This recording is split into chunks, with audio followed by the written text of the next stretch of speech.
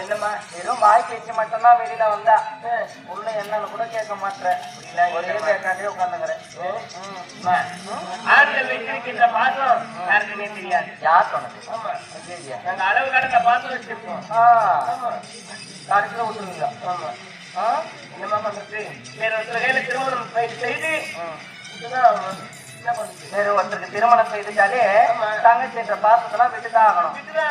அவ்வளவுதான், அதோட முடிஞ்சு போச்சு. ஆமா, கணவன் அண்ணன் என்ற பாசம் மறைந்து கணவன் என்ற எண்ணத்துக்கு போயிடும் எண்ணங்கள் எல்லாம். அப்படியா? அண்ணா, நீ என்னவோ சொல்றது உண்மைதான். அது உன்னோட பாசம். பெண்கள் மனசுல ஒண்ணு தோணுச்சா சாகர வரலுமே மறக்க முடியாது. அண்ணன்ற பாசத்தை மறக்க முடியுமா? என்னதான் தாலி கொடி உறவு வந்தாலும் கடைசி வரைய தொப்புள் கொடி உறவு நீடிக்கும். நான் செத்து பாடையில போகும் வரை நீடிக்கும். ஏன் தெரியுமா? ஒரு பெண்ணாகப்பட்டவன். நீங்க சொல்றீங்களா பாதிலேயே மறந்துடுவேன், அது உங்களோட மனசுனா. இந்த தங்கச்சிக்கு எப்பயுமே கடைசி வரைக்குமே பாசம் இருக்கும். சரியா? சரி, அதெல்லாம் போகட்டும். பேசி கொண்டிருந்தா வேற காலம் போகிறது தெரியாது. அண்ணா, நம்ம இருவரும் சந்திச்சிட்டோம். அப்பா பாக்கணும்ல? அப்பா பாக்கணும். பாடசாலையில ஆமா, ரோஜா மல்லிகா கூட போய் சுத்துறியா மணிதா? அண்ணா, அவங்க எல்லாம் என் தோழிவார்கள். நீதான் சுத்துறியாமே? நான் அப்படிலாம் போக மாட்டேன்.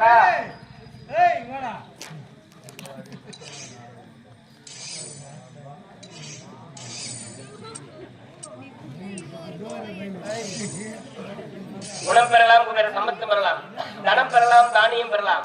ஆனால் ஒருவருக்கு கொடுக்க வேண்டும் என்று மனம் பெற்றிருக்க வேண்டும்.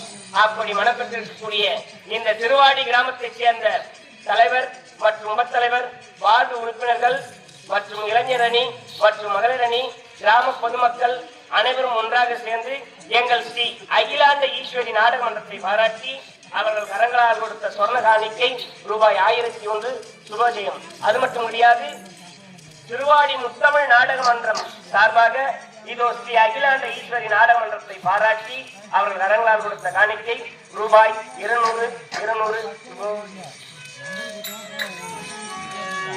அண்ணா, அது மட்டும் கிடையாது. நான் அப்படிப்பட்ட கிணறு கிடையாது, கிடையாது. இருந்தாலும் நான் அப்படிதான் போக மாட்டேன். அப்படியா?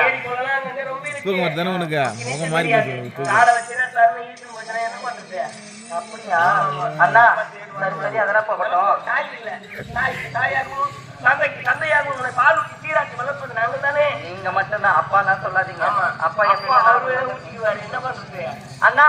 அதனால என் தோழிகளோடனே ஆடி பாடி விளையாடிட்டு அப்புறமா வரணும். அப்படியா? அப்பா என்னை அழைத்திருக்கின்றார். அப்படியா? காரணம் தெரியவில்லை.